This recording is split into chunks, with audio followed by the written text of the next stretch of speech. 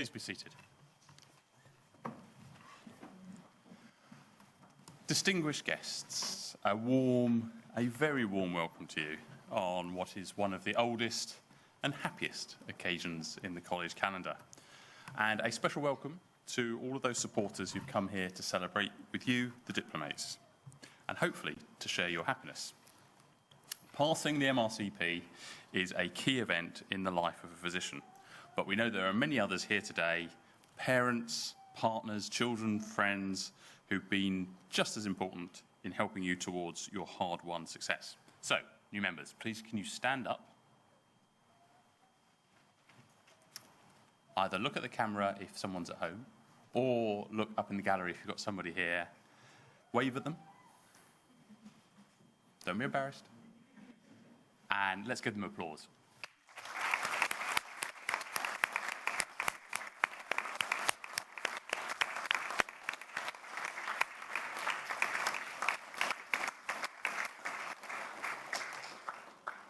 Okay, enough about them.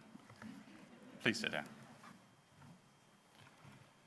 College officers and other colleagues here with me to welcome you today are Professor Cathryn Edwards, our Registrar who you've met, Professor Anya Burns, our Senior Censor and Vice President for Education and Training, Professor Rudy Billis, one of our censors, Dr. John Dean, who is our Clinical Director for Improvement and Patient Safety and is our Clinical Vice President-elect, and Dr. Melanie Nana, who is the co-chair of our Trainees Committee. I'd like to thank in particular the three people on my left, because they, be nice to them, are all examiners. And without the contribution of all our examiners, who do it all for love and certainly not for money, we would not be here today. And we should be so grateful that they see education as critical in the development of the new physicians of the future as a vital part of what the college does. So can we give them a bit of a clap too?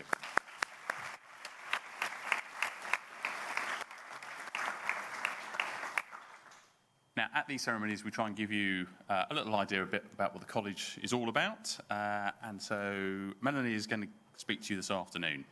As I said, she is chair of our Trainees Committee. She's an ST6 in diabetes and endocrinology and general medicine, trained with the Wales Deanery, but is currently out of programme at St Thomas's Hospital doing a PhD at King's College in obstetric medicine.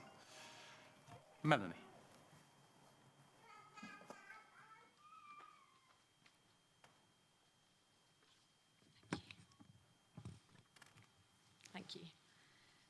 Thank you and good evening everyone and welcome to the Royal College of Physicians. My name is Melanie Nana. As Professor Goddard said, I'm a Diabetes and Endocrinology Registrar and co-chair of the RCP Trainee Committee. I qualified from Cardiff University 10 years ago now and spent the first 8 years of my medical training working in Wales, following which I moved to London to pursue my interest in medical problems in pregnancy. I'm delighted to be here today to recognise your recent exam success, a special occasion and the culmination of lots of hard work. Huge congratulations to you all. It is also a great pleasure to welcome the people who have supported you and are here today to share in your celebration. The PACES examination marks the final hurdle in the journey to your membership of the Royal College of Physicians, and for non-medical family and friends here, the examination takes candidates through their PACES in a series of patient encounters in which they're expected to be able to diagnose and describe the management of conditions from all of the major bodily systems. The journey is long and a steep learning curve in which you spend late nights and weekends working alongside colleagues to develop these essential diagnostic techniques and also hone the communication skills to be able to share the diagnoses with the patients and their families. Despite my PACES examination being almost 7 years ago now, I remember the day vividly. I remember the butterflies in my stomach on the car journey up to the examination centre, sitting outside the first examination station, thinking in 2 hours and 5 minutes this will be over one way or another. The examination findings and diagnosis of each patient who had given up their time to be examined, and the absolute relief when I received the results, knowing that I wouldn't have to go through that again. On reflection, I think it's because passing PACES marks a special transition. You know more medicine than you've ever known before, and you feel like a true physician. This feeling provides reassurance as you transition into the role of medical registrar, and the camaraderie that you've experienced spending long evenings practicing with your colleagues reflects the team spirit that you'll go on to experience for the rest of your careers. From a practical point of view, PACES marks a gateway to specialty training and the opportunity to pursue the career of your choice. For me, I discovered a passion for obstetric medicine, the opportunity to train as a true generalist and a specialist at the same time, to spend the coming years enchanted by the physiology of pregnancy and how this affects underlying or new pathology, and to be inspired and trained by role models who essentially made medicine look like poetry in motion while advocating for women through both clinical, research and leadership roles. And while the journey through training can be hard, I can honestly tell you that there isn't a day that goes by that I regret choosing medicine as a specialty. Those 4 new letters after your name also open new doors to benefits of belonging to the Royal College of Physicians. You gain the support of like-minded colleagues, access a number of educational opportunities by way of regional updates, courses and conferences, and importantly, a voice in shaping the future of the college, the medical profession and healthcare in general. There are an array of ways to get involved. MRC exam boards, chief registrar roles, and of course our trainee committee, where you can represent your region and advocate for your fellow trainees. You are joining a college which is at the forefront of developments of medical education, regulation, training, and in how technology and AI will shape future healthcare. Here your voice will be heard and will be amplified, and we make the most difference when we speak with one voice. Now I'm going to finish where I started with a huge congratulations to you all and wish you good luck in the next stages of your career. The journey will continue to be tough, and on the hard days, remember to reach out to those family and friends that you have around you, the colleagues that you work with, and the college, which is here to support you. However, I can assure you that for the best part, the highs will outweigh the lows, and I wish you the very best for the future.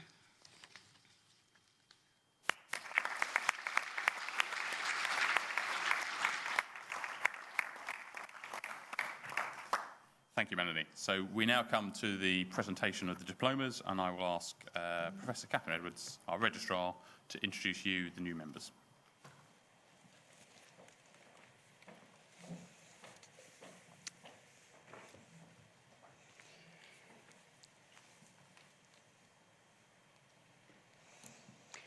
President, our first diplomate is Dr. Islam Abdallah.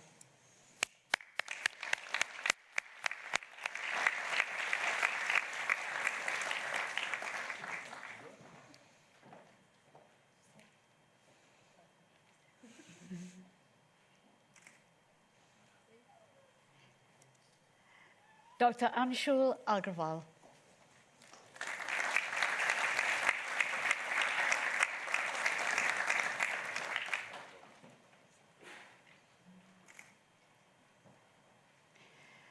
Dr. Nail Ahmad.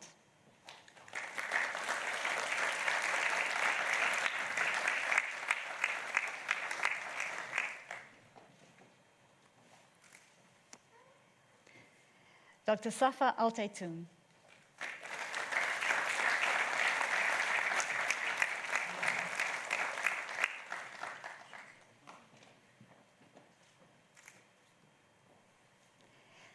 Dr. Amir Amin.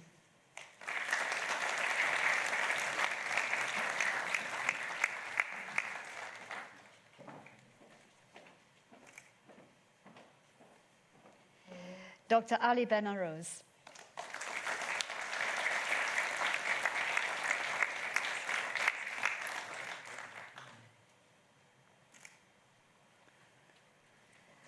Dr. Ashimi Asagan.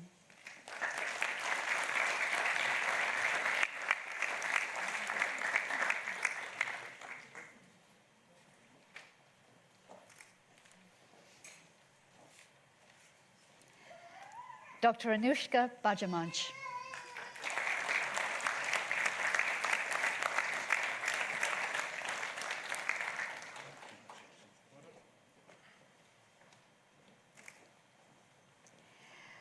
Dr. Edward Beach.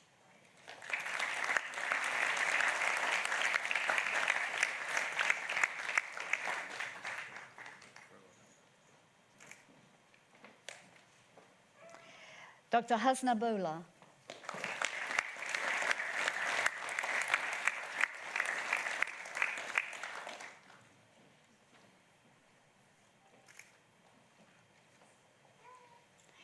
Dr. Max Broderman.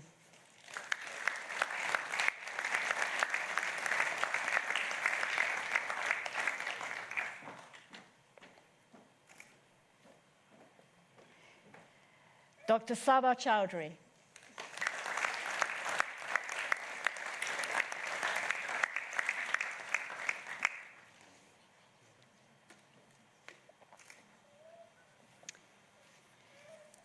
Dr. Shen Fun Cheng.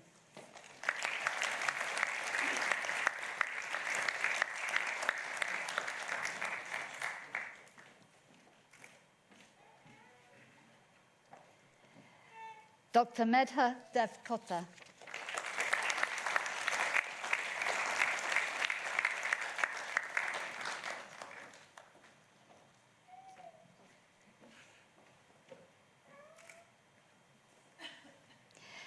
Dr. Kumail Abbas Juji.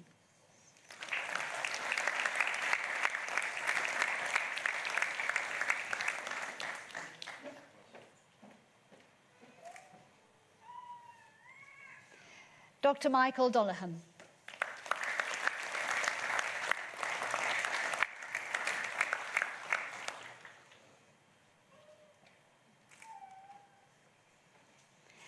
Dr. Hannah Dooley.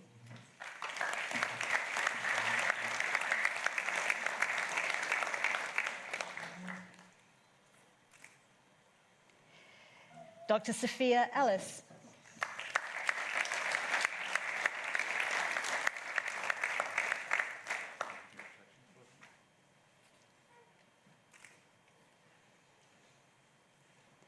Dr. Alexander Emery.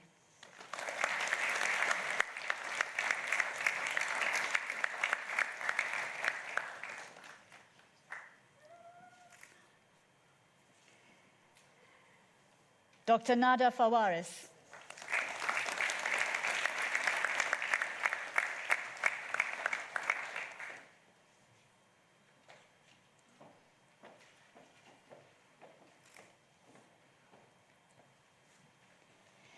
Dr. Yuashi Ge.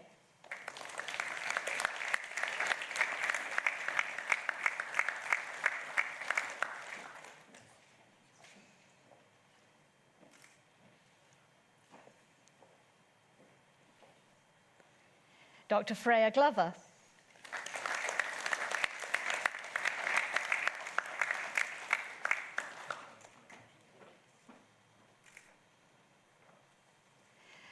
Dr. James Grennan Barrett.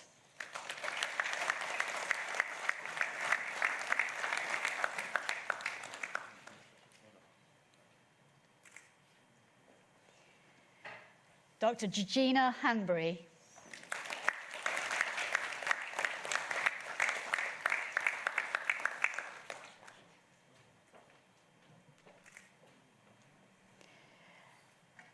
Dr. Rabia Hack.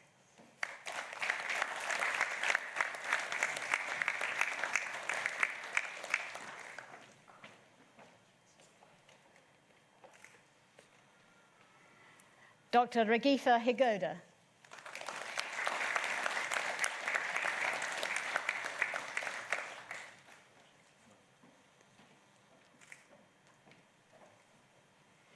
Dr. Lin Tun.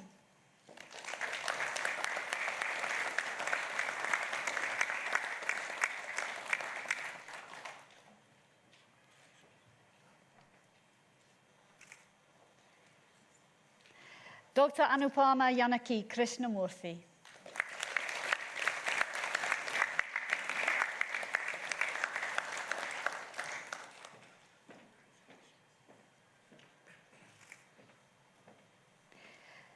Dr. Santosh Jayanti.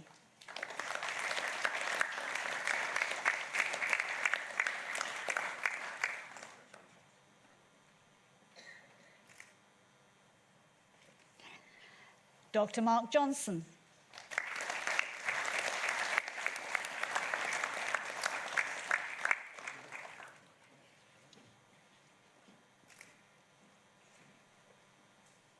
Dr. Mary Johnson.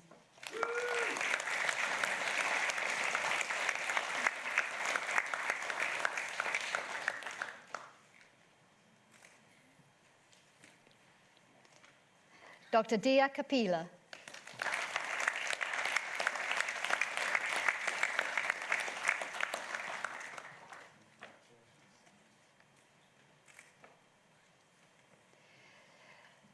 Dr.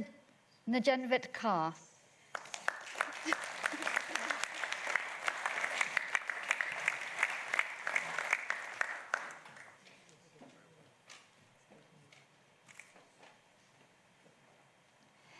Dr. Cameron Khan.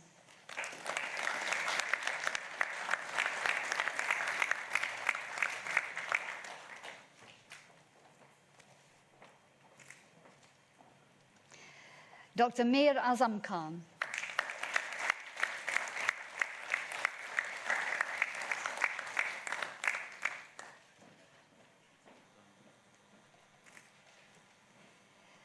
Dr. Ashni Ajay Katapal.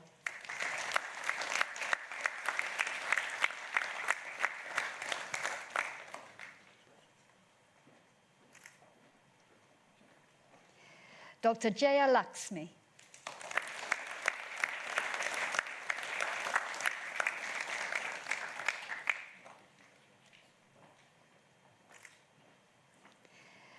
Dr. Hannah Lowe.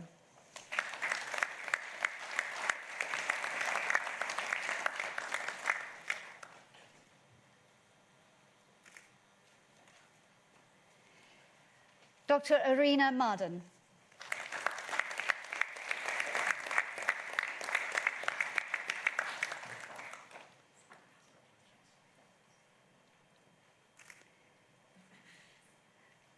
Dr. Rawan Matar.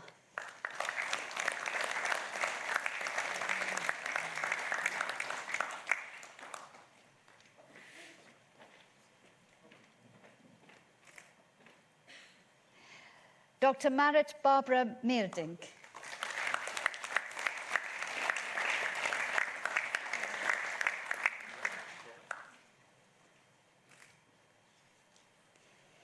Dr. Sanitaya Misra.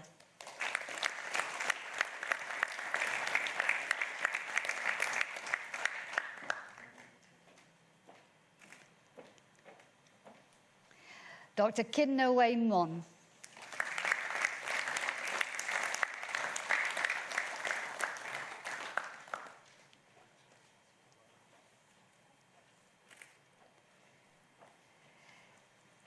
Dr. Patrick Murphy.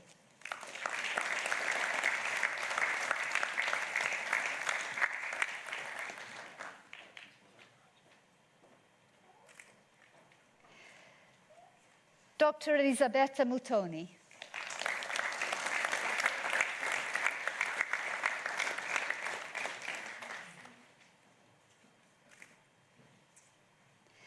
Dr. Tariq Nazim.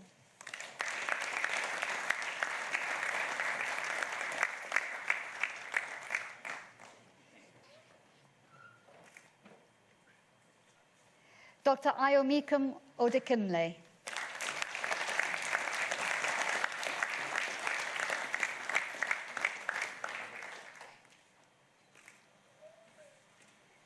And Dr. Nishita Padmanabhan.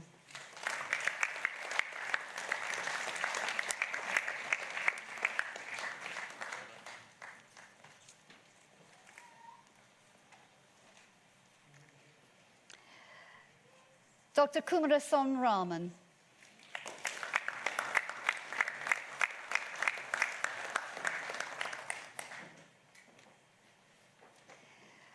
Dr. Tariq Ramtula.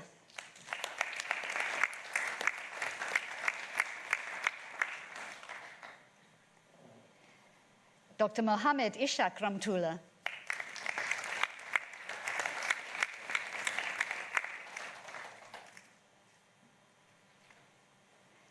Dr. Shah Jil Raza.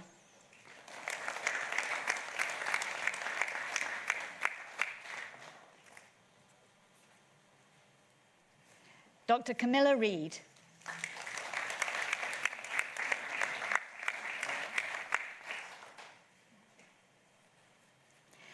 Dr. Mohammed Harun Riyasat.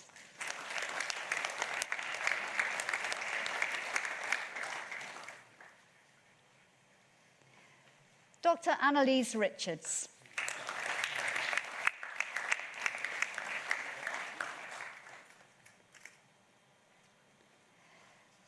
Dr. Alana Rochester.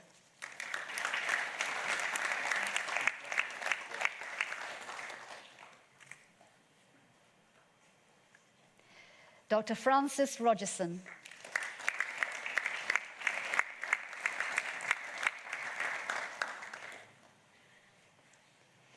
Dr. Akriti Sachdev.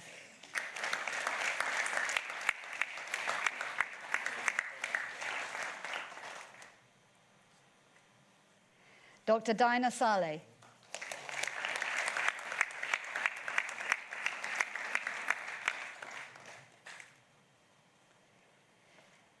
Dr. Yaqub Al-Sami.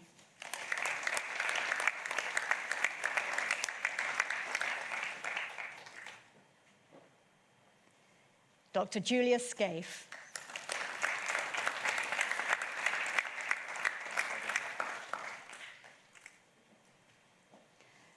Dr. Mohammed Sharouk.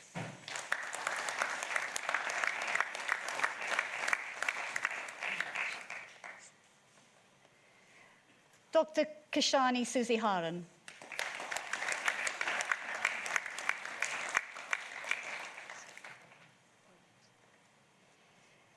Dr. Zoe Sirimi.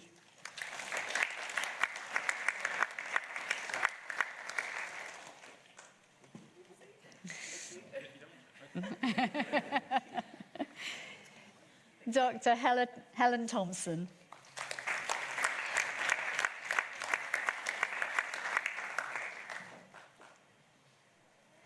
Dr. Harishikesh Jayant Vaja.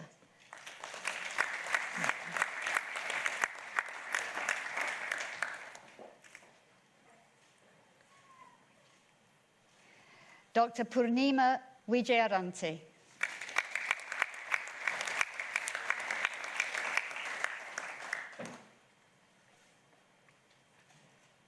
Dr. Thisarana Vijayaratne.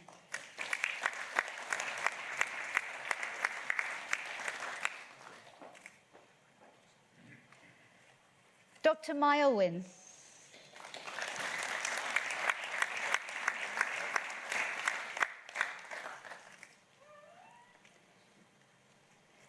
Dr. Natalie Yeo.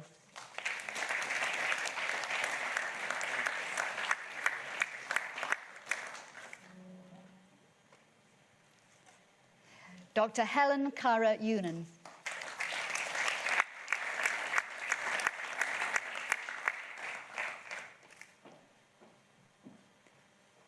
And Dr. Binish Zaki.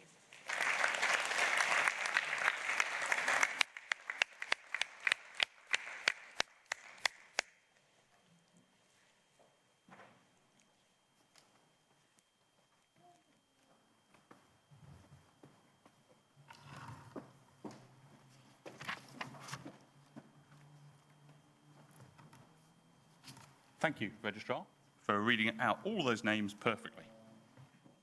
Almost.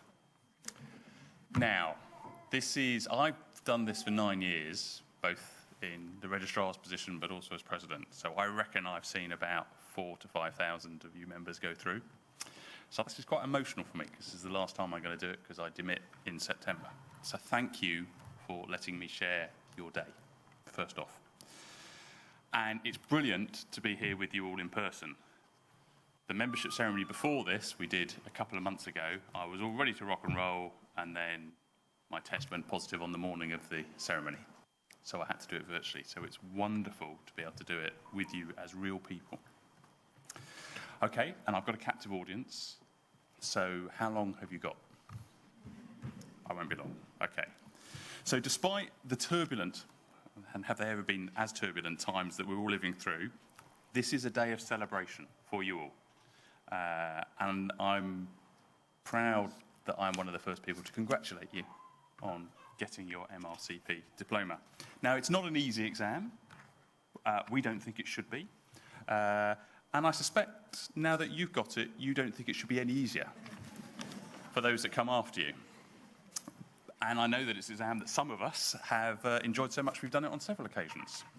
But it is a fair and it is a balanced exam. It demonstrates a breadth and a depth of knowledge, as well as an ability to marshal facts at the bedside and bring common sense and decision-making to the patient. Around the world, it is recognised as the best clinical exam in the world, and we're very proud of that. We've been working on it for 150 years. It'll continue to change and develop, but now that you've got it, you don't need to worry about that. But having got it, you're at a stage, and I know that some of you are sort of catching up because of the pandemic and probably got it before the pandemic, but you're now at a stage when you are the most important person in the hospital. You are the medical registrar. And at times, the med-reg job can feel overwhelming and a bit demoralising. Now, that's normal. So everybody who's been a medical registrar can tell you that's a normal feeling. But what I want you to do in those moments is remember how far you've come. Remember when you were that medical student in the clinic room or in the ward round. You knew nothing and nobody wanted you there. You now know everything and everybody wants you there all the time. But remember that feeling, because when you've got medical students or other doctors with you, remember how you felt at that stage. That's important to share with them. The NHS and hospitals across the globe are tough places at the moment. And you could argue that it's never been tougher. The impact of COVID, the backlog that's created, urgent and emergency care pressures, cost of living, war in Ukraine, climate change. It all seems pretty terrible at the moment. And alongside that, patient expectations, I think, are as high as they have ever been. The public demands a lot of us as a profession. And we at the RCP are trying our best to explain to the public what physicians are all about and work with all the powers that be to make the lives of physicians and trainees in particular as good as they can be. I think the Bauer-Garber affair was a watershed for the profession. I think it showed us how vulnerable we all are and made us realise what might happen to us. But I also think it opened up that debate and it allowed us to really focus on culture within hospitals and to realise that it is the culture within the hospital rather than the individual that's the important thing. It is life that we make mistakes. And as doctors, and as I continue to do, you will make mistakes. That is normal. To err is human. And I think our patients want us to be human. But what I want to see is a culture in our hospitals where making a mistake is seen as being part of the journey to being the best that you can be. And we'll get there, but it might just take some time. To err is human. And if you really want to screw up, you should get a computer involved as well. I was given one piece of advice when I was a medical registrar, and that stayed with me through my career. And it's simple. Be kind and work hard. If you do those two things, you will be a brilliant doctor. Your patients will see the difference, your colleagues will see the difference, and you will feel the difference. It's a myth that you have to be horrible to people to make it in the medical world. People who make it are kind and work hard. Sometimes you'll feel like you don't have the energy to smile and be kind. It takes a lot of effort, but all good things take a lot of effort.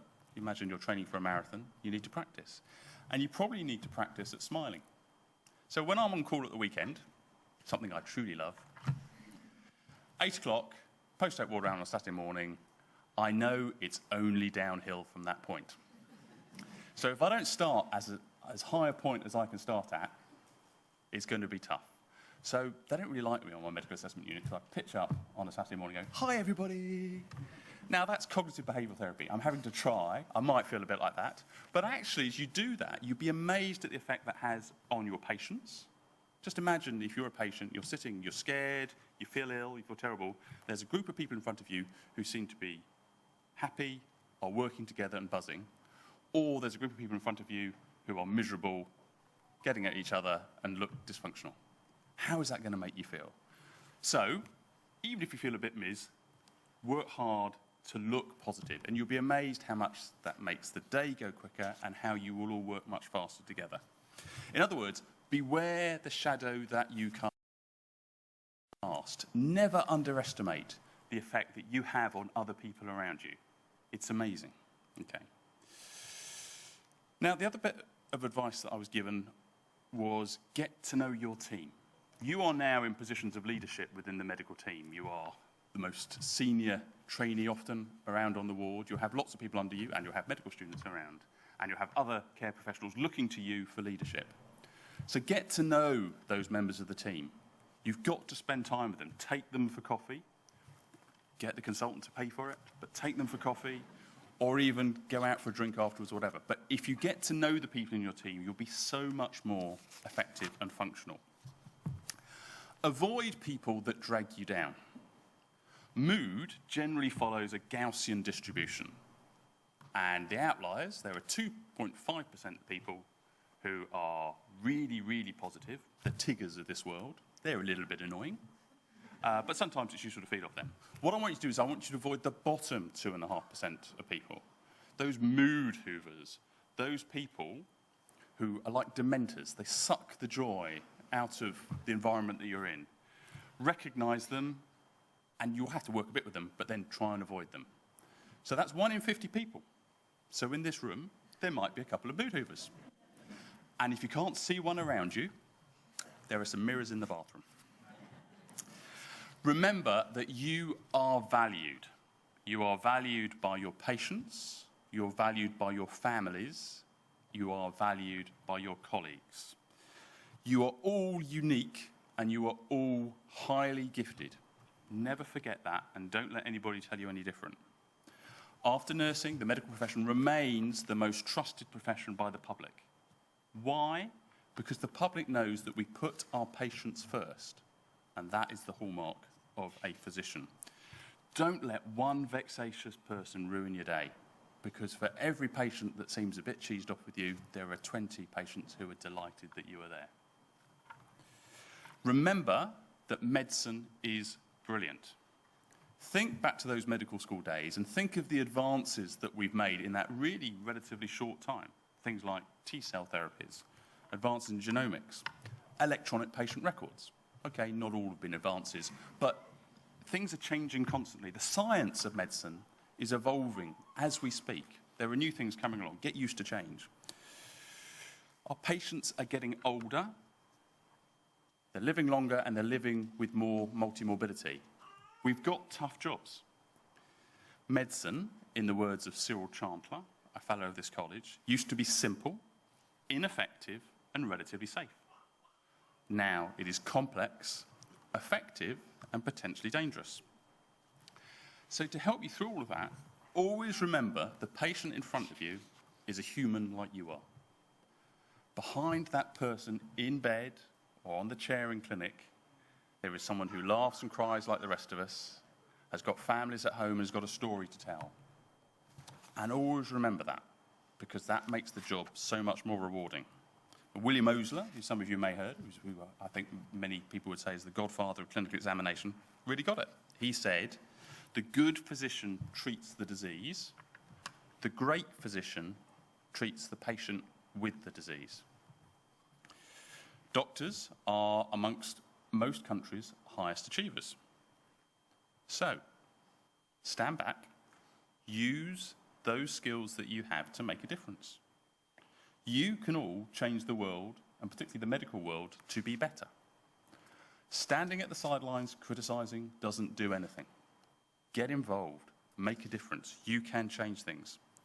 I describe myself as an ST29, constantly learning, okay? But 29 years ago, I was at your state. I was sitting where you are. What I want to see is in 25 years' time, I want to see you on this side of the table. I want you to be leading the profession and making that difference. Because you can't do it from the sidelines. This college is 504 years old, and sometimes I feel like that. But our role over those 5 centuries has not changed. We were set up by Henry VIII and his physician Thomas Lineker to standardise healthcare, to protect patients, improve public health, educate standards. That's what we do. Our remit has not changed. It's different. The world is different. But what makes us physicians and why the college exists is the same. Now, at the RCP, we think we can be the go-to voice of medicine, the sensible voice of medicine. One knows what it's like, what the challenges are, but puts the patient first. And I keep coming to that. I don't to apologise for that. Keep coming back. Put the patient first. I think the pandemic has really thrust physicians into the forefront, and the public now understand what we are and what we do. 95% of patients with COVID were looked after by physicians. We didn't have any machines that went bing. We never really got on the news, but we did the lion's share of the work. And I think most people really recognise that. So we've got an opportunity over the next couple of years to really build on that. So let's seize that opportunity. And we want you to be part of that, okay? Keep in touch with us through social media, through emails, read our bulletins, read our journals, but talk to us. Talk to your regional networks, talk to your local hospital networks, your college tutors. Get involved. We want to hear about what really works in medicine, what makes your lives better, what makes patients' lives better. Yes, tell us about the bad things, but let's also focus on the good things. I think that if Henry VIII and Thomas Lineker were here today, they would be really proud of you all, as I am. And it is a true honour to be able to stand here in front of you. Welcome to the Royal College of Physicians. Be proud to be a physician with the MRCP UK. Keep in touch, and remember, medicine is brilliant. Thank you.